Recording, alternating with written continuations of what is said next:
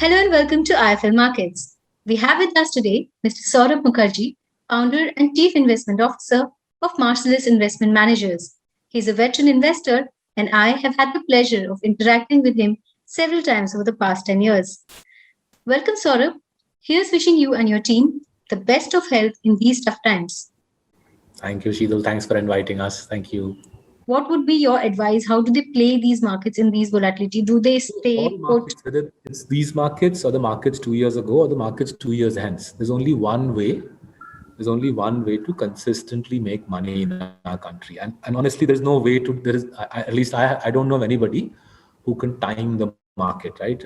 Unless someone has divine insight, you can't really time markets or indeed stocks. So what I've written in my books, and Unusual Billionaires, the 2016 book that I wrote, Coffee Can Investing, the 2018 book that I wrote, I said that everybody who wants to compound their wealth in India, just focus on these three simple aspects.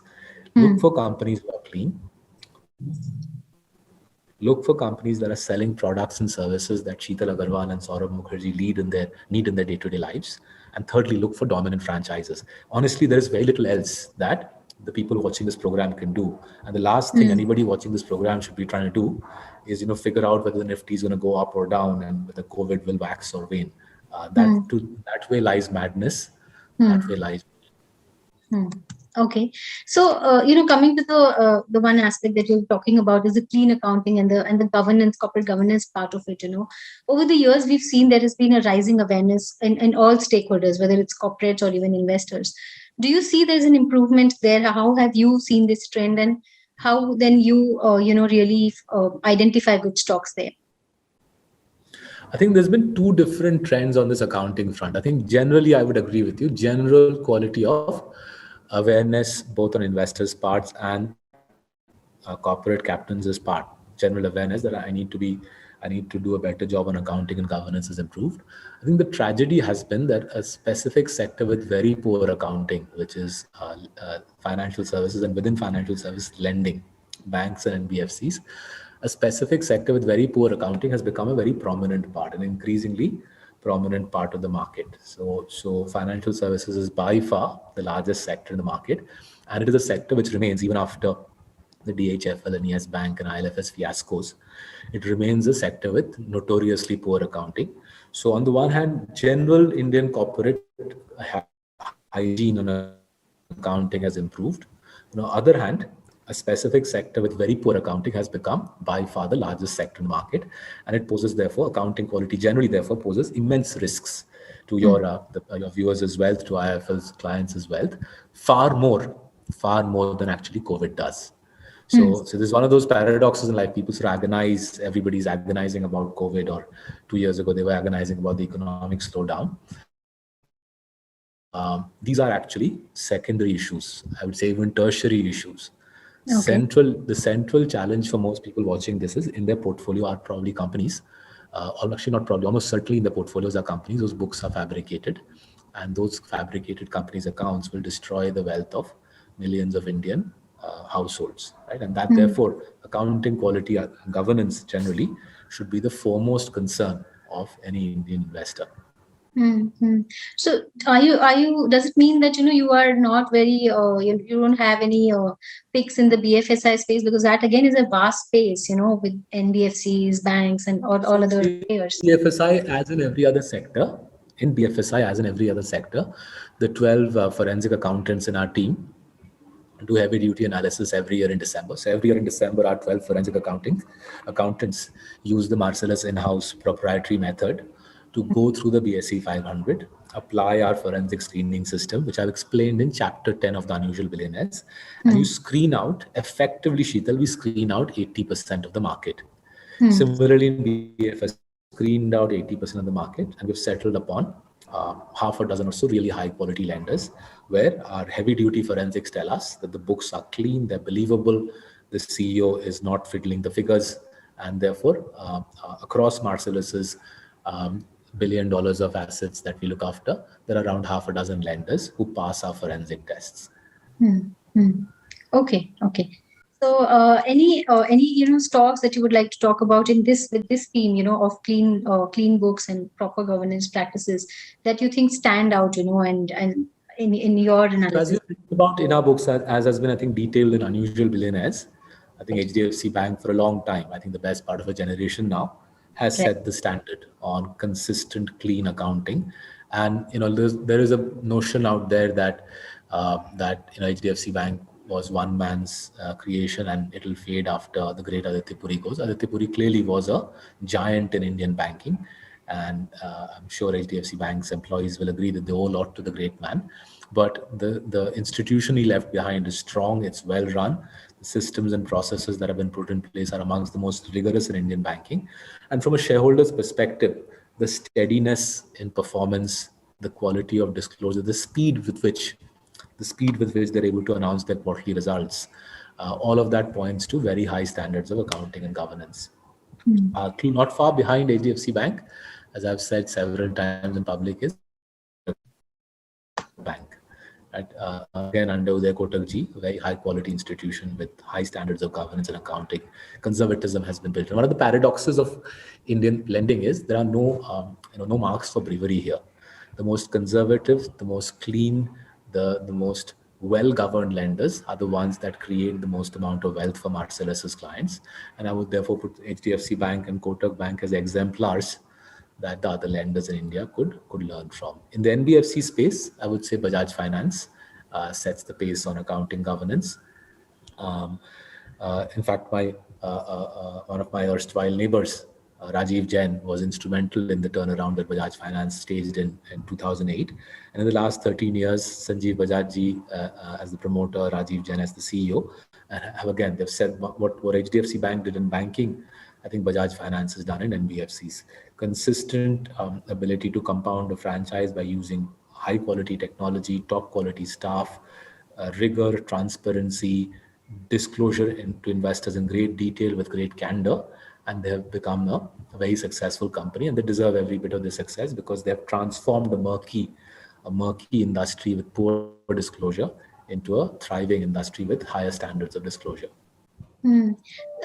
Would some of them, maybe Bajaj Finance, would also qualify for kind of a monopolistic situation that you've been advocating, in the sense that they were amongst the first few companies, who started lending for white goods and those kind of lending, consumer goods. So, what is your view on that? All successful companies, Sheetal, all successful companies all across the world are by definition monopolies. I think the word monopoly somehow in general parlance has been misunderstood as having negative connotations. The word monopoly does not have negative connotations.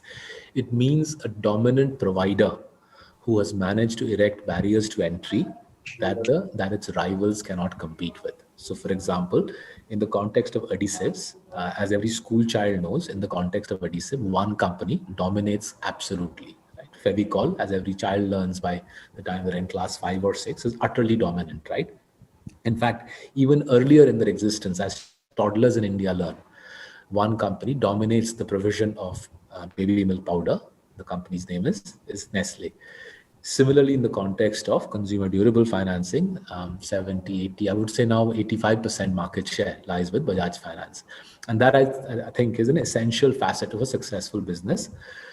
99% of businesses that you and I would know of in the stock market or outside the stock market are not able to dominate anything. And therefore, they struggle to generate return on capital above cost of capital, which means these businesses do not generate free cash flow, which means they can't generate shareholder value. And therefore, investing is a very polarized activity, which is why I'll loop back to where you began the discussion. What happens to the Nifty honestly is of no interest to me, because 90% of the companies in the Nifty can't generate return on capital above cost of capital. I'm not going to make money investing in them. Why should I? Why should I waste my energy? Why should my colleagues waste their energy worrying about companies which haven't built a monopoly, can't make money for you and me, right? Our focus should be that small sliver of corporate life in India, a small sliver of corporate activity where we can see good accounting, products and services which are essential for your and my life, and as we just discussed, dominant monopolistic franchises. Therein lies wealth from a small minority. I would say no more than 30 companies in the stock market pretty much create all the wealth in the stock market. There are 6,000 listed entities, as you know. 5,970, you and I don't need to lose sleep about. So I want to now talk about the valuations, the kind of stocks that you're talking about. The companies which are essential, which provide essential services and products, and have a monopolistic situation. A lot of them are already trading at very high valuation. So how do you really balance that situation when you look at your portfolio, when you advise your investors? Sure. So there's this common misperception in India that valuations can be measured by PE multiples or multiples or EV/EBITDA, right? The usual sort of what you read in broker reports and sort of general market parlance. Unfortunately, none of these multiples have actually any bearing. None of these multiples have any bearing on making money. So price multiples, whether it be PE or price to book or EV/EBITDA, have zero predictive power when it comes to helping Indian investors generate returns over 1 year, 3 years, 5 years, 10 years. By the way, I've shown this in great detail in the appendix of my book, Coffee Can Investing, easily available. And anybody who sort of invests basis P multiple should take 5 minutes, read that appendix. It'll help them get rid of the notion that PE multiples have anything to do with valuations, right? Now, there are 3 sets of reasons why these standard multiples of PE don't actually work in India. First, as we discussed, right, accounting and governance is distorted in India in many companies by accounting fraud. So, for example, for a clean, well-managed NBFC like HDFC, E has a completely different connotation to say the E of DHFL, right? Unless you're out of your mind, you're not going to compare the E of HDFC with an E of DHFL, and there are many more DHFLs in the NBFC market. The second reason E doesn't actually work is capital intensity, right? For a company to generate healthy earnings growth today, for a company to generate healthy earnings growth tomorrow, the company needs to invest free cash flows today, right? You need to invest today to reap the benefits tomorrow. Now, in companies where capital intensity is low, say TCS, the E is a good proxy for cash generation, because TCS doesn't really need to do that much reinvestment in capex. But say staying with the same corporate family, Tata Steel, the E actually is a futile number. Tata Steel needs to do heavy capex to generate future growth. So what you end up with is you end up in a situation where although TCS's profits are no more than 4 or 5 times Tata Steel's profits, TCS's free cash flows are 11 times Tata Steel's free cash flows. The result is, over the last decade, TCS consistently grows the business earnings at 15-16%. Tata Steel's last 10-year profit growth is zero. Right? So capital intensity is the second reason, and PE or PB doesn't capture that. Third reason PE doesn't work is the barriers to entry piece, right? The entry barriers piece. So if you sort of think about the E of a company like Nestle, which has deep, almost monopoly-like comparative advantages, and compare it with another high PE company. Let's take say Jubilant FoodWorks, right? Which is a very good company. I'm very fond of their pizza. But Jubilant FoodWorks operates in a far more competitive market with shallower moats than Nestle. Both are high PE companies, but comparing their PE multiples tells you nothing about Nestle's barriers to entry vis-a-vis Jubilant FoodWorks, right? So to sort of put it in a different way, a low PE does not mean a stock is underpriced, and a high PE does not mean a stock is overpriced, because everybody and their father mother has access to both the prices and earnings data. The PE multiple has zero power in predicting future returns from a stock, right? The one factor that helps everybody predict future stock prices is free cash flow growth over the next decade. If you can predict free cash flow growth over the next decade, you pretty much got 70% of share prices predicted in our country, right? And just to sort of put some maths around it, if a company can go free cash flow, if a company can grow free cash flow at around 25% for the next 5 years, then I'll be happy to buy it even at 25 times earnings. But if the same company can grow free cash flow at 25% for the next 15 years, the same company becomes worth 80 times earnings. If the same company can grow free cash flow at 25% for 25 years, the company becomes worth 280 times earnings. Now, just to put it in perspective, let's take an example. Pidilite has grown free cash flow at more than 25% for the last 25 years. That means in 1997, 98, had you bought Pidilite at 280 times earnings, you would have still been a very happy shareholder. And as a result, for most of these franchises that we are discussing in this chat, Sheetal, Nestle, Asian Paints, Pidilite, Divi's Lab, you can buy them at triple-digit PE multiples, and they'll still be cheap. But that piece, that point that I just made to you, the longevity, how long can superior free cash flow growth sustain, is not something most investors are able to get their heads around. They get their heads around a completely useless metric called PE, and they end up wasting money buying stocks which are actually expensive, even though optically the PE looks low. Had it not been for this, I wouldn't have had a job, by the way. This is the central delusion in investing in our country. Yes, absolutely. Okay, now I want to understand, you are also fairly positive on the IT companies, IT sector, so to speak. So within the sector, there are again, if you break it down, there are the top 5 companies, and then there are mid caps who have their own niche, and then there are the internet economy companies or the emerging, business models and emerging tech companies, so to speak. How do you really break it down, and how do you really approach tech companies are a separate ballgame, Sheetal, altogether. Let's leave the tech companies for a minute.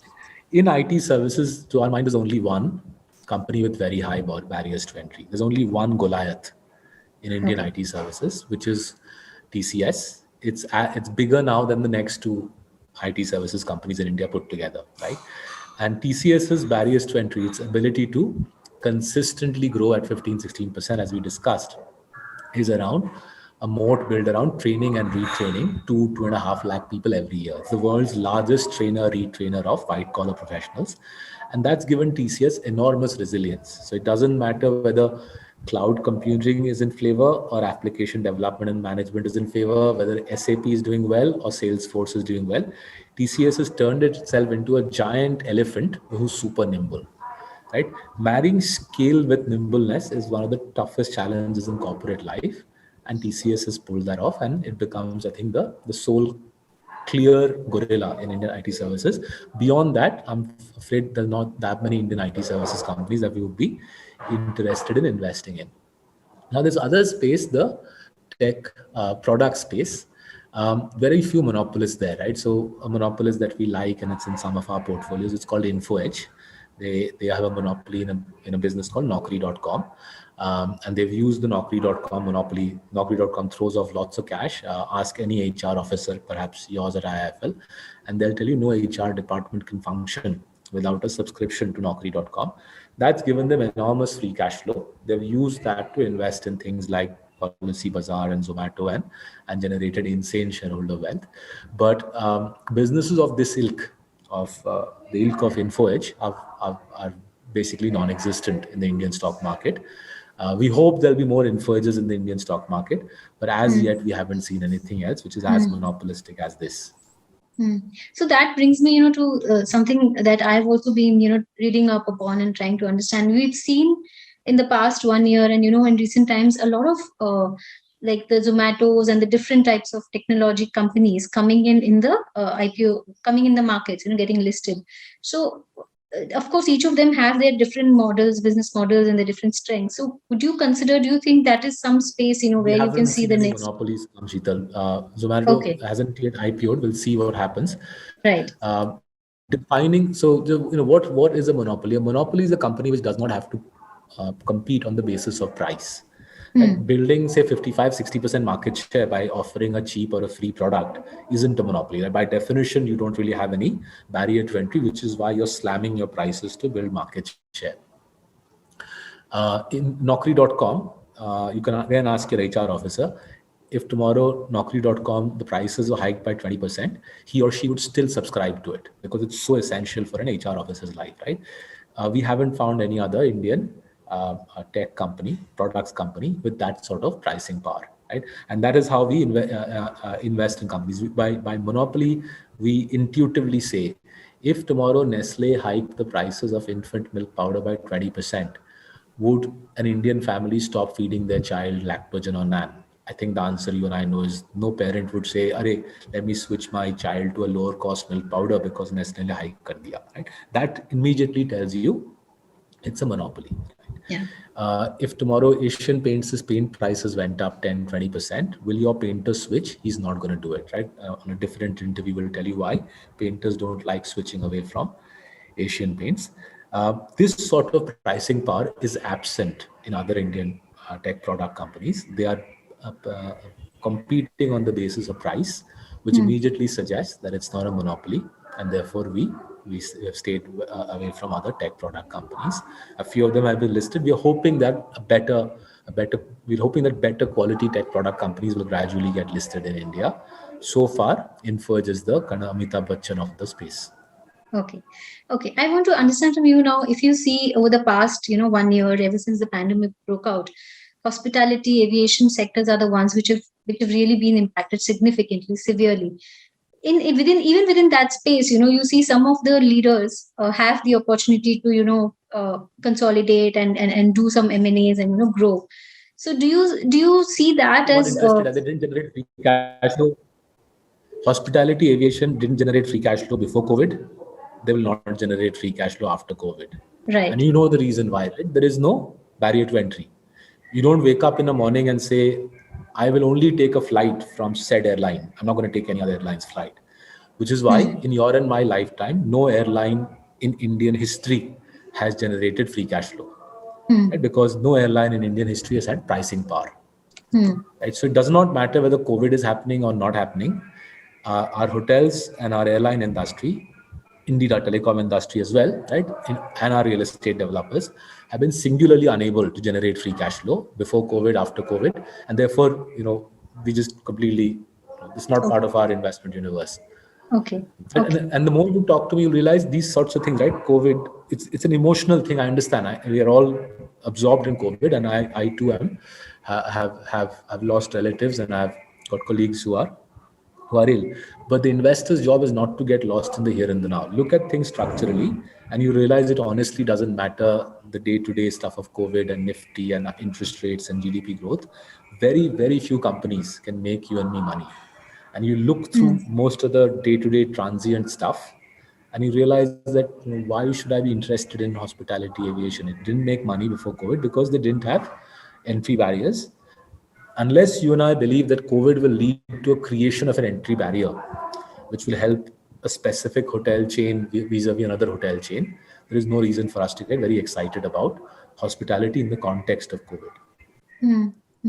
Okay, I want to understand in terms of cyclicals, where do you, of course, you've mentioned that some of the financial banking companies that you like, but other than that, what is your view on, of course, metals and other cyclical sectors? Do you think By automobile? definition, there is no barrier to entry, right? If Right, tomorrow you want to set up a steel mill, you can. right, You want to set up an aluminum mill, you can.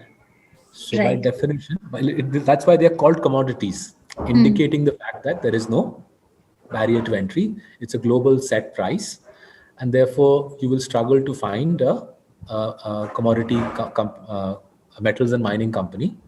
You struggle to find a metals and mining company. I have actually, in my 13 years in India, I haven't found a single one which is able to generate return on capital above cost of capital. And we discussed Tata Steel, right? Tata Steel, if you could argue that if any metals company has a competitive advantage, it is Tata Steel, because they have got access to that ore in Jamshedpur.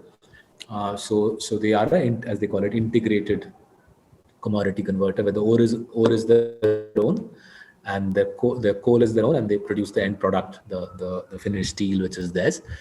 Even they haven't generated return on capital above cost of capital, I think, in 14, 15 years. So again, if you think about it fundamentally, and the reason for that is clear. You cannot generate return on capital above cost of capital in an industry where it's a global market where people come in as soon as they see a little bit of profit. Right? And that's why it's called commodities, and that's why they are called cyclicals. Somebody's trying to help investors figure out that there is a cycle, and you're not going to make money unless you can predict commodity prices. But if you can predict commodity prices, you invest in the underlying commodity on the metal exchange, right? Why would you play the stock? Okay. What are the key downside risks when you look at some of the investment teams, some of the sectors So main that risks in our could? country in the sorts of stocks we invest in, right? And as I've said, we are very selective, clean, essential, dominant. The main risks tend to be that a clean promoter starts getting corrupted, right? The promoter community in our country, they're surrounded by all sorts of malign influences, right? I don't have to detail what those malign influences are. I'm sure, given your experience as a seasoned journalist, you know how difficult it is for promoters to operate in India. So often we see even the best of promoters start putting their hand in the till and start siphoning cash. And we obviously have a discussion saying, what are you doing? Why are you doing this, sir? You're a wealthy man or woman. Sometimes they listen, sometimes they don't. So that's the first risk, that a clean promoter starts siphoning cash as India gets the better of him or her. The second tends to be succession planning, right? So we are now more than a generation past. We are more than a generation past the 91 reforms. And increasingly, some of India's best promoters are approaching retirement. We just discussed Aditya Puriji's retirement, right? This is true for several other companies. So even in the high quality companies we invest in, we worry deeply about promoter retirement, and we work very closely within the team to assess how well has the promoter prepared the company for succession. Is his son or daughter up to the mark? If not, has external talent been groomed to an appropriate level? So succession planning is a critical risk that we assess. The third is capital allocation. Right? Remember, we are focusing on companies because they are monopolistic companies. Their return on capital is massively above their cost of capital. That means these companies generate huge amounts of free cash flow. Right? The ability to reinvest such colossal sums of money successfully every year is a very rare skill. And what we find is even the best of promoters occasionally stumble on capital allocation. They make uh, uh, unwise decisions. Everybody is human. We are all forgiven for making capital allocation mistakes. I, as a fund manager, certainly hope my clients will forgive us for making one or two mistakes. But if we start spotting that a promoter is making one too many capital allocation mistakes, we start getting very worried. So if you ask me, in the narrow part of the Indian market, these 30 champion franchises that we focus on, these are the three risks: accounting risk, succession planning risk, and poor capital allocation. The sorts of risk we are not really that fussed about is, P multiple gir gaya, stock market crash ho gaya, Federal Reserve has said this or that, GDP growth is, this guy won the election or that guy won the election. Those sorts of things, honestly, they're good entertainment. It's good for me to sit here and have my morning cup of coffee, but that doesn't make any money. Right. One last question, I want to understand, of course, you have been closely monitoring the governance practices of, Indian corporates for a while now. But of late, you've also seen the E&S, which is the environment and the social aspects of it, being hogging the limelight. And there has also been ESG investments, which have gathered momentum across the world. In India, it's still like pretty nascent. Are you also looking at any of these factors? Is this impacting any of your investment decisions? So we discussed, we'll focus on accounting and governance. That's it really. What else can I say? I mean, what we are managing is our clients' retirement money. Our primary goal is to help these people compound their money at, say, a decent rate. Historically, we've compounded clients as well at around 25%. And we want to continue doing that. There are variety of fads and fashions that come and go.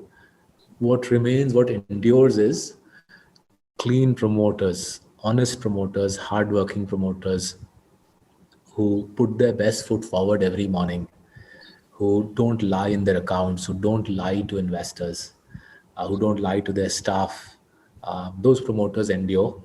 They build great businesses which give employment to millions of people, create products which help other people lead decent lives. Those products are sold at affordable prices. That's how the business grows. The taxes that these businesses pay finance your infrastructure that you and I use on a day-to-day basis. And I think that's what's enduring in business. Great promoters, economic progress, and create the products that you and I use for our day-to-day lives. Okay. Thanks a lot for sharing your insights with us today and joining us. Looking forward to having more such interactions in the future. Thank you, sir. Good to see you as well. Take care. Take care. Take care. Thank you. Thank you. Stay tuned to IIFL Markets and subscribe to our channel for getting more such interviews. Thank you.